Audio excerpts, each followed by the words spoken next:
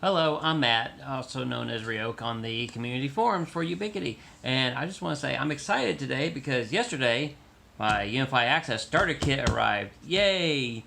So, a little bit of my background, I'm a network engineer for a small convenience store company, and normal, typical things for IT, we always get handed stuff that's really not supposed to be for us, but that's typical IT. So I know a little bit about access control because I had to learn how to do access control. Now I'm not an expert, but I have enough kind of knowledge and stuff that I've learned over time. So we're going to take a look at this, look at each piece, and then I'll do the install here at my house because I do a lot of 3D printing. So I'm starting to need to lock down my office and where I have all my, data center and camera system and whatnot. So we're going to look at this and then we'll do it in stages. If you hear weird sounds in the background, that's just my supervisor. He's a little milk drunk right now. And yeah, from there we're going to continue. So this is the starter kit. You can buy these pieces individually, but this is the best kit to do it because I think, if I remember correctly, it's $4.99 on the Ubiquiti store, and if you buy each part individually, I think it's gonna be like $600. Don't quote me 100% on that. I'm trying to do it by memory, and I'm nervous about doing this video. And also, forgive the angle of the video. I'm having to use my cell phone, so yeah. So anywho, let's look inside the box, and which I really like. I like the magnets on this. I'm kind of a box geek. I kind of like how stuff looks in boxes. So in here, you got your normal, we'll start with the top, the flyers. The reason why I'm doing this story. And then a bunch of little separate instructions on how to connect to it, and how to wire up each device. Now, you do have to have a UniFi Dream Machine Pro to do this right now. The older Cloud Key, or the Cloud Key had the older version of UniFi Access that is not compatible, as I've read, with this one. So, you need a UniFi Dream Machine Pro for now. Okay, so we're going to start off with the main piece. This is the UA hub. This is what controls everything. This is where you hook your door strikes up to, your mag locks, your sensors, and any buttons like request to exit buttons and whatnot. And also, this is where you hook your UA-Lite and UA Pro to, and along with the camera. So, and this does require 802.3 BT. It will not work with AF. You can power it by AF, but if you're trying to power a mag lock and 2 readers with it, you're not going to have enough wattage, or actually amperage, to pull it, to run it all. So you must use BT. You can use the UniFi Pro Gen 2 switches that have BT power, or you can use the Air Max, I think it was 50 volt, 60 watt PoE injector. Will work with this perfectly fine. So, and kind of go over it.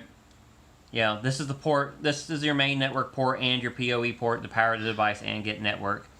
Then you have a port for the UA-Lite, the UA Pro, and a camera.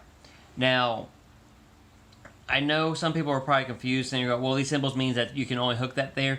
You can come in and say, I want to put a UA-Lite here and a UA-Lite here, or a UA Pro, UA Pro. You're not limited just to, that port is only for that. You can hook up other devices as far as I've found and seen. So, and on the front, let me try and angle it here. You have your lock power. So, dry is for non-powered locks. Like if you have a mag lock that's already powered through a power can that has backup power, you use your dry contacts. If you need to power the mag lock or an electric strike, you use the powered side. The auxiliary, I'm not sure 100% what they be for at this time. I think they're going to fix it to where we can use them for other things. I'm not 100% sure, so Hello, Future Matt here. For the auxiliary, you can hook up to like a siren or a door buzzer. So like when you go some places and they push the button and you hear that little meh sound when they have the door unlocked, that's a buzzer. That's what the auxiliary is for, and you can hook those up to there. I'll probably try and link all the documents. Then you have a 12 volt 0.33 amp line. That's for powering like a I think they're called PRI sensors. That's what I've always been told, and we'll talk about one of those here in a second. Or actually, here, let's go ahead and talk about one. PRI sensor is like this. You've probably seen it at some places. You'll walk up to a door and you'll hear it click, and it'll automatically unlock the mag lock or whatnot. So you use that port there to power this, and then you can hook it up to the REX, which stands for request to exit sensor. So when somebody walks up, it'll see them, unlock them, and go. Side note, just a tip that I've learned about these little sensors here. If you buy these, buy the ones that do motion, which is infrared, and microwave. You want the microwave side on them too. They're a little bit more expensive, but these motion sensors by themselves, I can use compressed air or canned air, spray it, and trip one of these from the other side of the door. So you want that microwave, so it adds in that extra layer of detection to prevent false triggerings. Just a side tip, something I've learned over the time. We had a problem before. Anywho, so if we're going to go through, REN is request to enter, so button to push and it'll unlock the door. Request to exit, and then DPS is door position switch. Some you can buy like kind of like door contacts that sit on top of the door, or like in my case here at the house, I have an electric strike that actually has a door position switch inside the strike. And REL is release.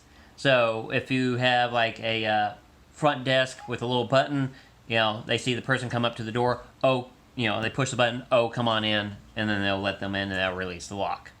So this is the hub, and on the back, you have a bracket for a DIN rail, which I have not really opened it yet. Which I really like how Ubiquity's including these little DIN rails, and I kind of like their little DIN rail. I mean, that's pretty sturdy, but I won't be using the DIN rail for mine because I already have a DIN rail in place for my stuff. But what you would do is mount this to the wall, and they have inside the instructions, it'll show videos on how to do it. And then you just take your hub, go like that, and then pull down on that, and then your hub will be on the wall. So that is the UA hub, and let's release that. Okay, anywho, this is the UA hub, so we're going to go look at the earpiece, and for all you geeks out there that like this part, oh yeah, that felt so good. So let's look at the next piece. So for the next piece, we're going to look at the UA-Lite here, so let's pull this out, and this is also why you'll see here in a minute why I'm excited about this little kit here. So this is your UA-Lite reader. It has, it'll do NFC, hand waves, and I think there's other features that's going to be coming out soon, maybe like Bluetooth unlock, supposedly, from what I've read online, but we'll have to see when things start coming out. So on the front of the sensor, yeah, I had to pull it off. You have your normal reader, and then right in this section here, which is kind of cool how they added like a silverish look for it, is a hand wave sensor or a motion sensor. So you can use this as a request to exit. So if you don't require like for example, you don't use that sensor I showed you a few minutes ago, you can actually have this so that the team member can come up and go like that, wave their hand or put their hand on it or something, or wave in front of it, and it'll unlock the mag lock instantly for you. Or you can turn that feature off and have it to where you have to scan to exit. Now, some people have asked, why would you want to have it to where you have to badge in and badge out? Some data centers require you to badge out. I was with a company, and if you walked into their data center and you didn't have your badge, and you're the last one in there, guess what? You're going to be finding some bubble wrap to sleep on for the night, because you are not getting out of that data center until you badge out, which makes perfect sense. So that's this. You know, got a little just a normal PoE in port. Now, here's the thing about these. You cannot take it and just hook it straight into a switch. A PoE switch will power it. The device will not work. All these devices that you'll be seeing must connect to the hub. That is a requirement, which some people are indifferent about. To me, I see it as a security to keep somebody from pulling off a reader, you not realize, sitting outside, or somehow tapping into your network, tapping into power, and being able to scan their badge and open up a door remotely. So I see that as more of a security feature. And then it'll have it has a LED ring around it. It'll flash I think it just kind of does like a pulsing blue. We'll see when we get it going. And then it'll flash colors, I guess, if you have access, if you don't have access. So in the little deal, you have your little foamy faceplate for when you cut your hole in the wall. You can mount that down, and then the light will go on there. My only kind of complaint about them is how deep that is, because I use readers at where I work, and it's all flat. We don't have a back piece like this, but we have a big old connector that plugs in. So we still have to drill a hole, but not as big. But to me, that's not a big deal because of what they did here. You'll see in a second. So, but this is just for if you want to mount it straight to a wall. And then inside the little kit, if I can get the foam to work, you know, you have your hardware kit. So you have your little plastic doohickeys to go in the wall, anchors, some screws, and then I am so happy they did this. They didn't give you just one security screw to lock it down. They gave you multiples, because I'm pretty sure everybody out there is like me. You got fat fingers, you drop screws all the time, and then you're looking around going, where the heck did I put my screw? Where did it go? Never mind on that. So, and they're all torque screws. They're not security torque, which I really kind of wish they were.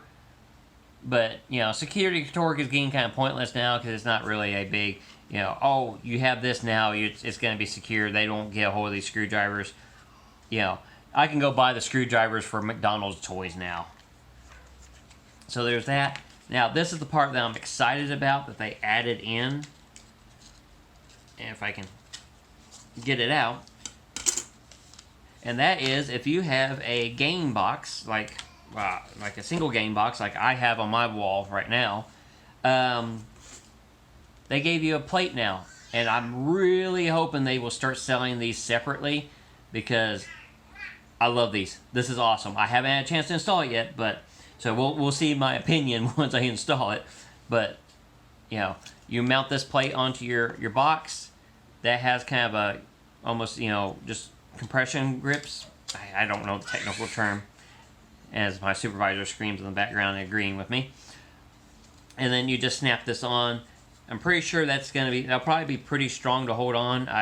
I'll try and see how easy it is to pop the faceplate off once you do it, but you know, we'll go from there. Now this one doesn't have like the squishy foam around it, kind of like that did on the wall, but or the airpiece did for the wall, but that kind of makes sense in a way. And then all you would have to do is just snap your reader into place and then screw it in, which I'm not going to snap it into place yet. So this is the UA-Lite. Okay, the next part we're going to look at is the UA Pro. Sorry, I bumped my camera here. I had to bring the supervisor into the room with me. So, little side tip, be careful with when you're pulling the UA Pro out, because it's kind of loose in there. So, I almost dropped it on the floor when I first opened up the box. So, please be careful about that. So, on that, you know, we have the UA Pro, which looks like a front row, which I think they kind of took the same design, which I really kind of like. I always wanted one of those little front rows, but never got one. So, oh yeah. So on here you have a camera. I guess that's a proximity sensor. A little doorbell icon for, I guess, whenever say like if you have a gated community or something, you can push that and probably get like a security guard or somebody.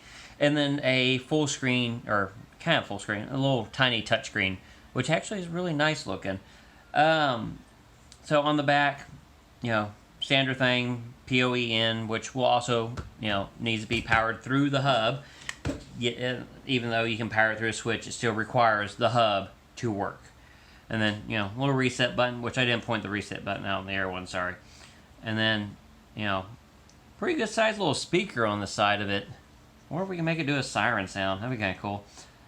And then, I'm assuming those are little microphones just by the size of the holes in them. So, let me, as I should not have done that, because I really don't want to sit it face down on the table. Okay, put that back on there. So, that's for this piece. Now, the bracket, let me see if I can pop the little bracket out here. Come on, little fella. And bink, there's the bracket. So what you do is you drill your hole in the wall, and then slide this in. It's kind of like one of those little like some of the game boxes you can get, and you put it in there, screw this down, and then this piece will move and bite into the wall, and then you put a set screw in there to hold it in place. And then you would just take your normal reader, pop it in there, put your security screw in the bottom, and continue on from there. So inside this piece, oh, that's nice. Thank you, guys. Thank you, Bickety. They give you a little screwdriver. Cool. That's better than a little Allen wrench. I like these little screwdrivers. And 5 little extra screws just in case. Oh, yeah. I like this little screwdriver. Thank you, guys. So we'll put that in there because my oldest will probably thieve it from me. So that's this in this kit. So you have more anchors, which is, I was gonna say, which is kind of nice. Why do you need multiple anchors from it? The faceplate piece, which we'll get to here in a second. So 4 anchors, 4 screws, screwdriver, and 5 security screws. And that part, and I really do like this packaging. And then, the other piece like I'm excited for, just like the other one, you got your faceplate, which it's obvious to me which direction it goes, but might want to put, this side up or something for somebody. Just, you have those installers. I'll be nice. So, hopefully this will work. Screw this onto the box, latch that down, and then so that makes me curious. Oh, wait a minute. So I will not need to use that piece. Hey, guys, thank you. I was curious about that because I was sitting here thinking, well, how am I going to deal with this piece inside a game box? We won't need that. I'm using my kidneys now. They're working. So yeah, then that will go on there, and then that would just slide in, and then there's my set screw. Really love that design. Love that, love that, love that. I fell in love even more. And then also they included a little, you can pop it out, but my thing's already level. And you can use that, place that little piece inside here, and use that to help, level it, or take that piece, if I can grab it, and put it in here and use this to help kind of level and whatnot from there. But, use a real level for these. So, that's the UA hub, or, sorry, not UA hub, UA Pro piece right here. I agree. Okay, so for the final piece of the kit is the UA cards, which I'm so glad they give you some, which is kind of obvious for a starter kit. I mean, come on now, if they give you a kit without, NFC cards, come on, guys. But they give you at least 20 cards. I didn't actually do a count. It looks like 20. I'm assuming it's 20. So, so in here we got, let me just pull at least one out. You have their special type of card, which, yes, it is an NFC card, but it's got an extra security chip in it. So I'm assuming, now, please correct me if I'm wrong, even though if you come up and scan my NFC information off my card, and you try and use it on one of these readers, if I have a certain flag set inside the system, even if you got the number, unless you get the security chip or the encryption that it does with it, it's not letting you in. It's locked down. And also, at our office, we have a NFC reader. You can use these cards for those NFC readers also. So you can sit there, if you have like a big copier printer that requires you to badge in with an NFC chip, you can use these. You don't have to buy a special card or a separate card for that. And they're white on one side, UI.com logo with the UniFi AP circle on it. And let me pop that in. Now, like I said, I do our badge system at our office. We do have a badge printer. So this is one of my other cards that I had from that I bought whenever these cards actually came out for purchase. And I decided to do some test printing, and that is with a Polaroid card printer. And let me kind of zoom in or come up. It actually does pretty good quality on the card. The card handles it quite well. Now, I noticed with our Polaroid printer that the first card I ran through, when it's not really warmed up, it didn't print on these cards very well. But once the printer got hot enough, and I guess the fuser or however it layers the filament on there, because it doesn't use ink or anything, it's all ribbon based. It started improving the image. So you can print on these with the card printer, and it doesn't damage the cards at all. Only thing I can guess is, I don't know if you can see it, the little discoloration right there. I'm assuming that's where the chip is because of how it discolored right there. But that's just my assumption, because I think when we print, it heats up the entire card. So that would probably be a cool spot or dissipated spot. But I'll do more testing with these to make sure that running it through the badge printer does not destroy that security chip in there. So we will find out here in a bit.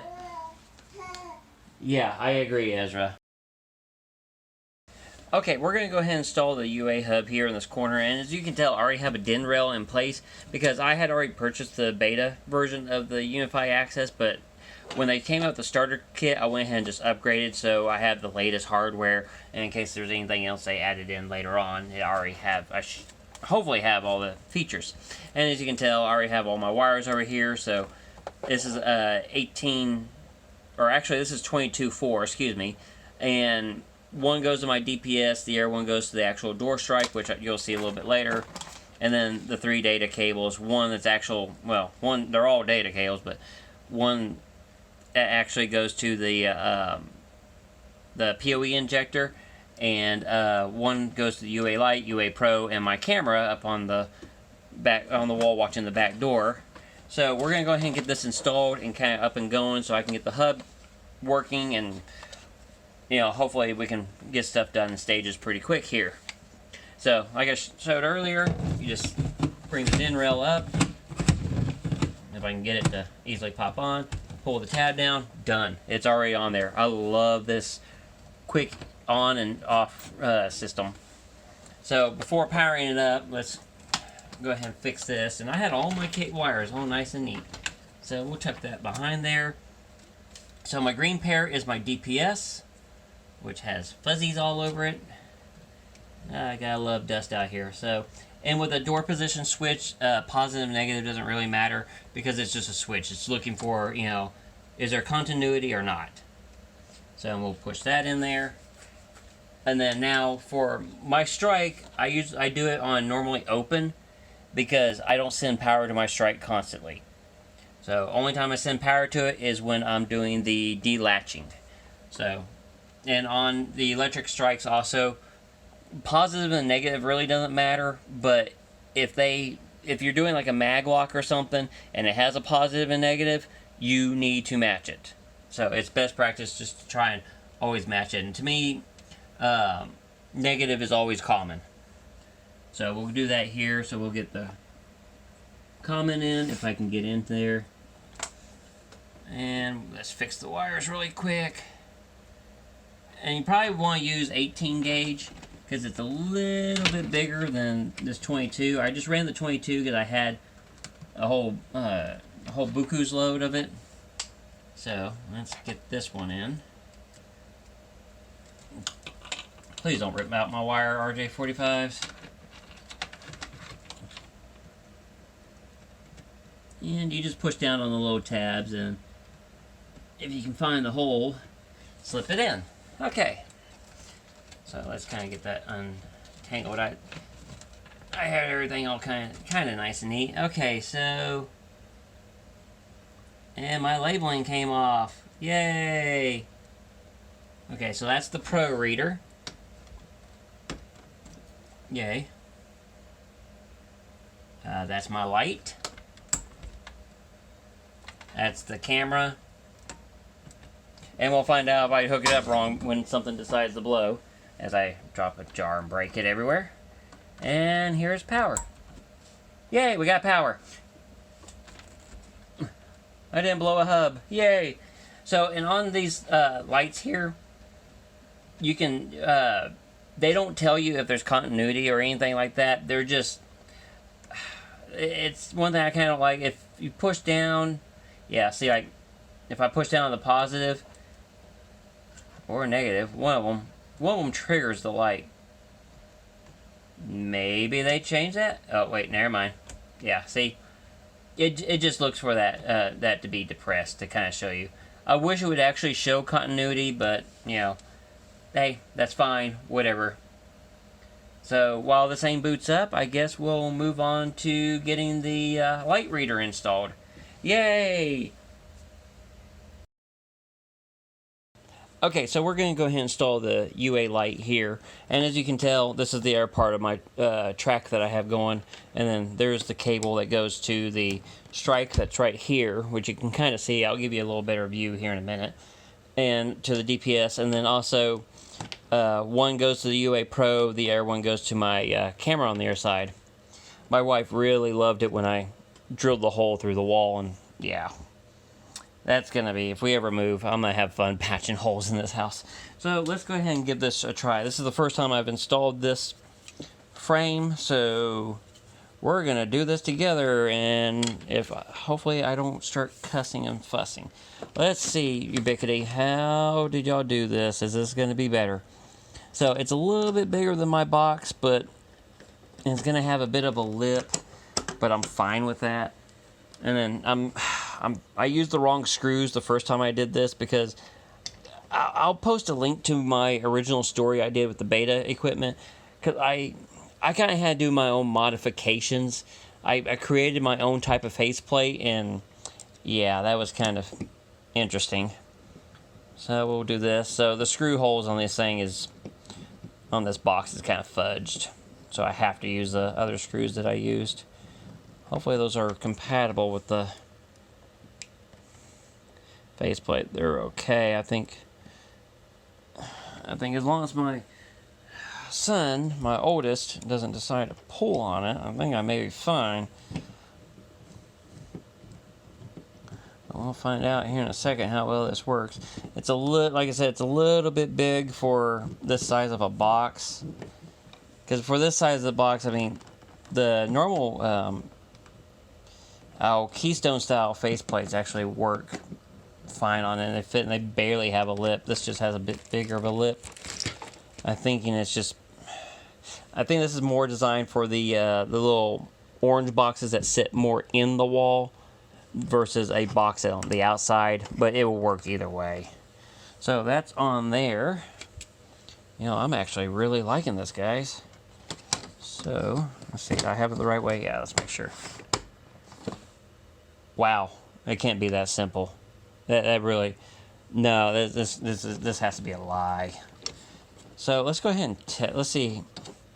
Let's move that out of the way. Let's see, how hard is it to pop this off? That's the question.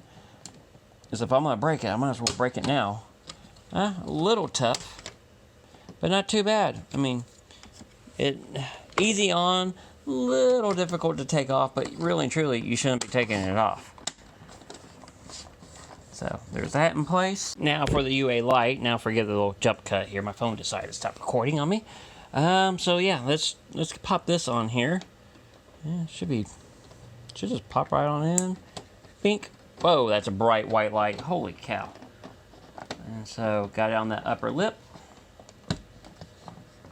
Pop. Kind of a click pop. And did I? Yes, like a champ, I left the screws over in the corner. And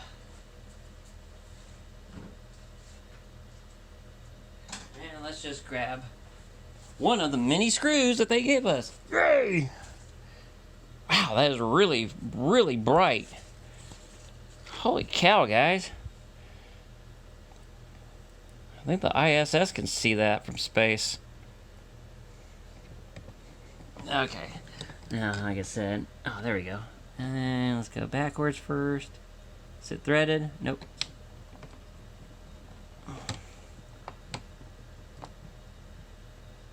And in. Cool. That was too easy. That was what, 3 minutes, 4 minutes, if that. So, and to show you, whoops, and I dropped that. This is my strike that I have in place until it's locked, and that's the door position switch on it. So when the door's shut, it puts on that, and then when the door is open, it releases that and it lets me know, and then this stays locked all the time until you send power to it. So next we're going to do the UA Pro, which will be a different angle. On a quick side note on electric strikes like this one, this one here has two sets of modes. You have fail secure, so that means when there's no power to the device, the door is secure. And then it's got another mode called failed safe. So if the power is cut, this will be unlocked. So when fail safe mode, there has to be constant power going to these strikes. And the only disadvantage to that is they get a little warm after a while, and and then also, like I said, you have to keep constant power to them. So if you have it going through a backup battery or something, that's power draw. But mine's set to fail secure. All mag locks are always fail safe unless you have a backup battery system in them. If there's backup batteries, they will be fail secure until the power runs out. Once the power runs out, mag locks are technically fail safe at all times. So that's just a little side note about strikes if you're wondering about it. I would prefer the indoor ones because if there is a power outage, whenever I have a power can and stuff, I'm not draining my batteries trying to power and keep these strikes locked. I'd rather have that power and use that spare little bit of power I have to unlock doors in case of an emergency. But that's just a little side note about electric strikes for you. Okay, we're going to go ahead and get the faceplate installed for the UA Pro, so we can go ahead and get this out of the way too. Now, this box here is different from the one that you saw that the UA-Lite was going on. And if I can get my fingers to work for me today. And by the way, this is the second time I've done this because my phone is out of space. Yay! I can't wait to get a new phone. Anywho, let's go ahead and get this on here. And with this box being a little bit different, I actually have, it's flush on the sides except for the top part, which, whoop-de-doo, it's not a big deal. It's fine. It works. Let's just get this going. So let's get this part in. I should have grabbed my electric drill, but I was afraid it was going to be too loud and have to do earphone warnings or something. Okay, that's on there. So, and let's try plopping the faceplate piece on, which again, I love because earphone warning. There we go, it's on. Ooh. Looks like it cracked right here in the middle. Right in the bottom, right in the middle of me trying to push it on, it kind of cracked it a little bit. It's okay, it's not a big deal. It doesn't break the structure integrity, but maybe it's just because of the way the plate I screwed on, maybe it's not, level enough or something. Maybe I tightened it too much. It's okay, it's not a big deal. It's probably my fault. So let's go ahead and get the UA Pro out. Here, let's get you plugged in. Make sure when you do this, even with the on this one, you go up and then down, because there's a little lip you gotta get to grab hold of. And then screwdriver. Where did I put the little screwdriver?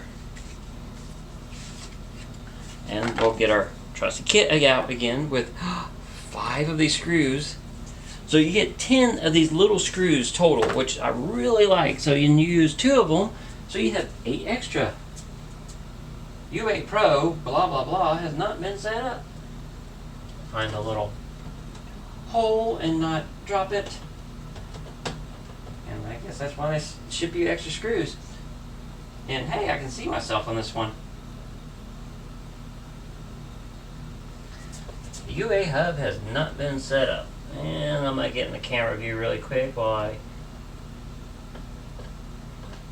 start screwing this thing in. There it goes. And then, oh yeah, it's installed, and this has been really easy. I mean, you do if you did all the prep work and stuff like I had, the replacement and install time, I mean, you're like 15 minutes, if that. But that's not me drilling holes. If you already have the boxes in place, you like, if you have stuff like this, it's going to be really freaking quick, especially with these lovely, awesome plates now. I love these. So on this, we're going to go ahead and start planning on going to the next step, and the software part of the site is set up. And I'm going to show you a little bit of the setup, how easy it is, and then after that, we'll end the video. So, welcome to UniFi Access install guide. We can watch the install guide video, but I kind of covered some of that video on how to do stuff. Well, how I do stuff.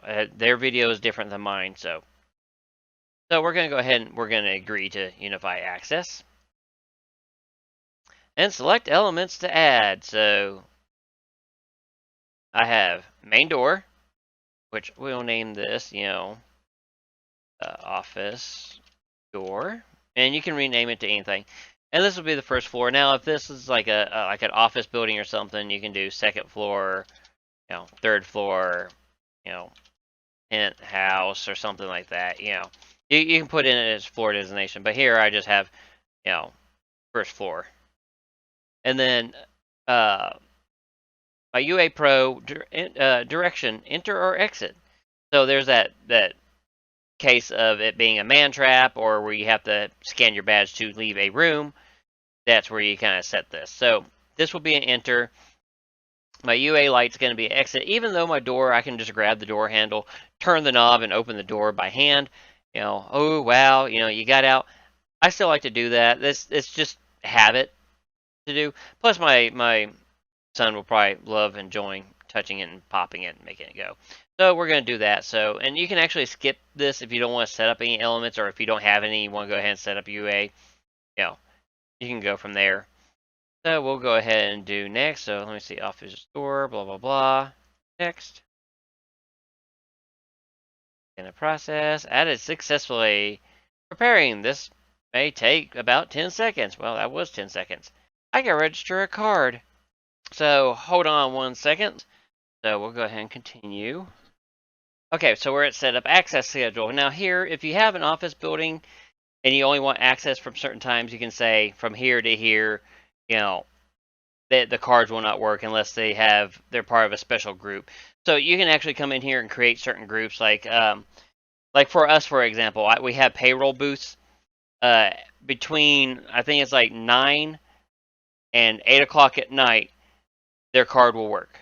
Anything past that, they're not getting in. Now, if the supervisor walks up with their card, taps it, the supervisor has access in any time. So this is the same kind of concept. So you can create different access schedules and set up people by groups and stuff. So if you have cleaning crew, they can only get in between a certain time to certain locations and yada, yada, yada. So here, this is 24/7 because I'm not going to lock out my door. So we added the 3 elements. We did the NFC card, and we set the schedule to basically 24/7. So we'll go ahead and finish. And in the process of this, my hub light has actually turned blue. So I'll rate this later. So there is a little problems. Oh, to be upgraded. So I need to upgrade my elements, but I'm not going to do that. I'll do that at the last bit. So let's start here. Dashboard. You can see when people come in and out, and when you have card reads, card reads, failed, and I don't have any data because this is a fresh install. Under elements, you have all your devices, so you can see office, door, first floor. So it'll break it down to groups, so you can sit there and have multiple hubs here, and then you can break it into just separate groups, and then you can sit there and click on the group and see what readers or whatnot is part of it. So, and here also, you can come in here, click on the hub, and you can actually see what's connected, the IP address, MAC addresses of everything. And check wiring basically shows you what cables are connected. And then configuration, UA hub. Hold time is how long do you want the door to be unlocked before it relocks it. So here 5 seconds, but you can do a maximum of 60 seconds. And then UA Pro, enter, it's NFC only. My UA-Lite right now, it's set to exit NFC only. What I'm going to do is I'm going to turn that off, and I want to have it on hand wave, because I want to wave my hand to unlock that door. So we did that. Policy, that's where you do the default admin policy. And then also, if you're going to do a schedule unlock, right here is where you check that, and then you can edit the set, you can go in, find a schedule, create a new schedule to where the door is only open for, this time and this time. But we're not going to do that here because I don't want to run my strike constantly. Activity, same thing as before. You can see, what's going on for that door, who came in, and so on and so on. Manage is where you can do the firmware upgrade, feedback, reboot, or forget the device. And here's a tip, or a thing, when you reboot the hub, it only reboots the hub. It will not reboot the readers. You have to do those separately. And if you click on the reader, you can come here, say general, I want to do NFC, it's an enter, whatnot. And same thing, feedback, reboot. Same with the light, general, NFC or hand wave. I changed that to the hub, it didn't change it there. I wonder if that's a interface bug or something. I'll report that later. So we'll go ahead and do that. Okay. Topology, just it's kind of like how UniFi is. It shows you the topology of how everything's connected. This kind of gives you an idea of how everything's connected. And then data updated a few seconds ago is how recent it actually, like configuration changes, and I'm assuming card data has been sent to it. Now, here's the thing, though, about this door access system and how most door access systems work is, say, Morpheus, which is my UniFi Dream Machine. Let's say something happens and it blows up and it's dead. I cannot recover it or anything. The doors will still work. You can still get in and out and everything with the doors. Now, if you create a new card, well, if your Dream Machine's down, you can't get to the screen, so you can't create any new cards. But if by some chance you created a card right before it had a chance to synchronize all the data, whoever hubs will have the data, the card will work at, and if the hub does not have that data, then the card will not work until you can get your Dream Machine back up and restore from a backup. So that's the nice thing about this, and that's how most card systems work, where if the host or the main controller dies, the devices are supposed to run independently from the controller no matter what. And then door groups, you can actually do a group of doors. So you can say first floor, and then everything on the first floor is all these doors. Just to kind of help add some, I guess, segregation or reporting or something. So, and we're going to go ahead and do the firmware update on that. Users, you can see, who has what card and the username. And then NFC cards, I can see assigned, type, it's a UA card, and it's assigned to me. And then I can see, the history of that card registered and who is registered to. And then you can come here and unregister it. Now, you can go through your whole pack and register all your cards in here, and you'll see, every single one of them that you assigned. They will be unassigned to somebody. You have to assign them to that person to continue on. And the side note, this number right here, the number 100,001, that's not the NFC number inside the card. I have not seen anywhere in here where you can see what the actual NFC information is. That's just a database entry. So it's just referring, this card refers to, and then somewhere in the database, the NFC code, and along with the security chip information. Policies. This is where you kind of come in and do admin policy. So I am allowed to all doors, who's all part of that group, and the schedule. Same like here, default Morpheus policy, and Morpheus is the name of my dream machine. Morpheus is the god of dreams, so it kind of fit it. That's the name, kind of had to go fit with it. You can enable or disable that. I just leave mine on. Schedules is where you can come in here and say, I want to create a schedule. Let's say this is 9 to 5. So we'll create, and we'll say Monday through Friday, 9 to 5. I just happened to pick 9 to 5, and it automatically set that. It did not read the name.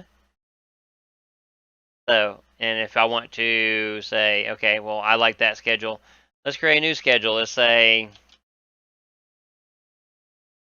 cleaning crew. So we create, same thing, pops up. Well, the cleaning crew doesn't come, this week. Let's say the cleaning crew only comes on Tuesdays and Thursdays. That's kind of a little bit of annoying. And then let's say that they only come in, they have access from 10 o'clock at night. And then what I'll have to do, since I did that, you have to come in here and say, till, they have till 4 a.m. to finish doing what they have to do on the next day. So boom, click, drag, and done. Holiday group. Let's get to that. So let me save that schedule there. And as I save these schedules, it gets updated to the hubs or hub I have. Holiday. You can come in here and let's see, no holidays. Add holiday group.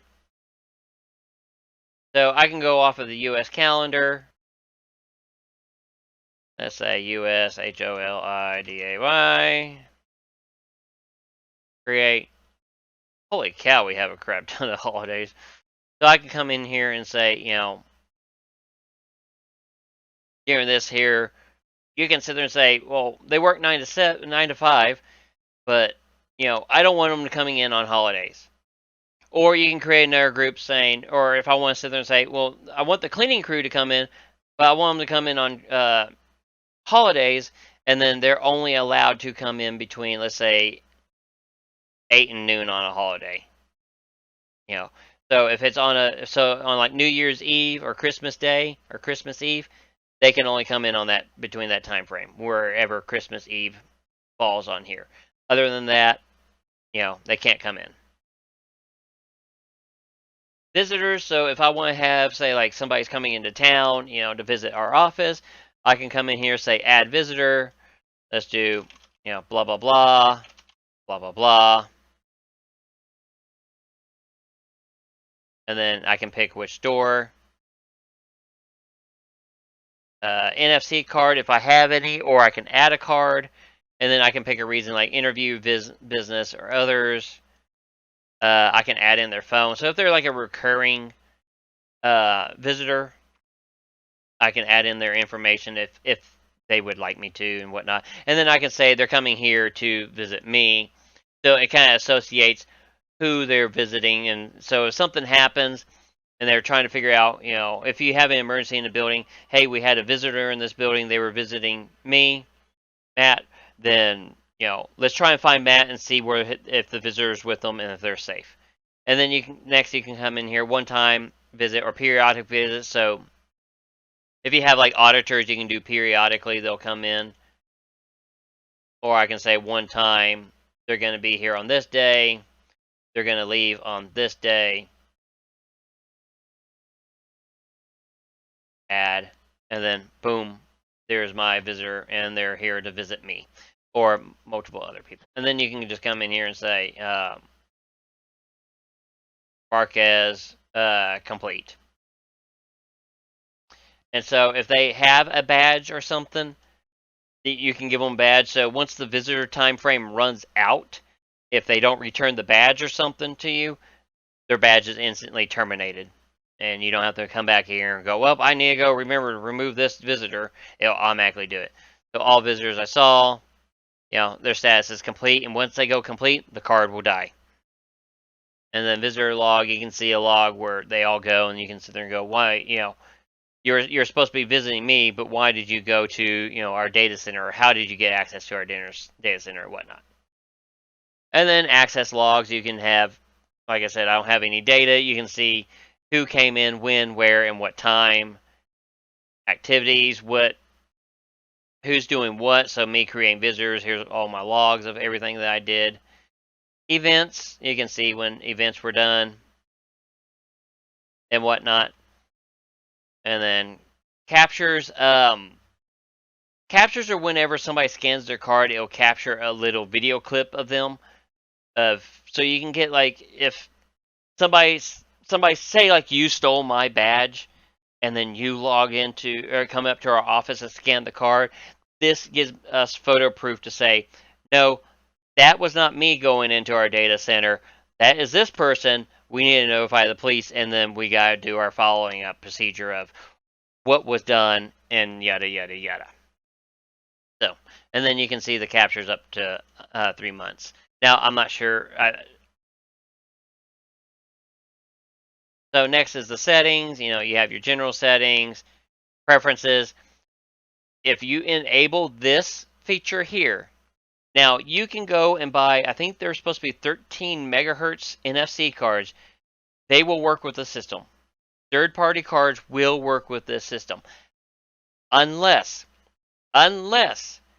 if you turn this on, third-party cards will not work.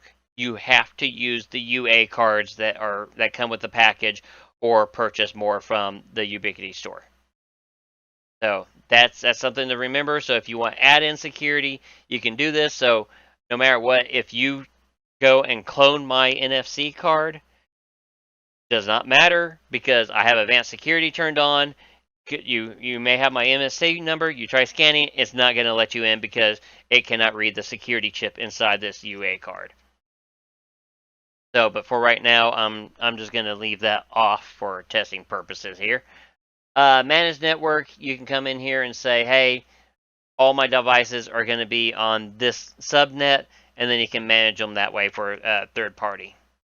And so far, it's only internal, because I have some VPN tunnels here that are not on the list. Backup and recovery, you can restore or do backup. Let's download the backup. And the system will do its thing, and bink, there's my backup file. So, and I guess all my devices are up to date. So on that's kind of a little bit of the overview of the UniFi Access screen. And so, I mean, hopefully you find this interesting, and hopefully you try this out and this will fit in. I'm trying to see if I can try and get them to buy into this at my office, because from what little I played with the beta hardware and now going to this hardware, I'm really excited, and I can see a lot of potential in this system. So thank you for listening to my story. Thank you for, looking at my kind of a hardware review, I guess, in a way, or everything. But yeah, this is my UniFi Access story, and I really hope you enjoy it, and I will see you in the forums. Have a good day.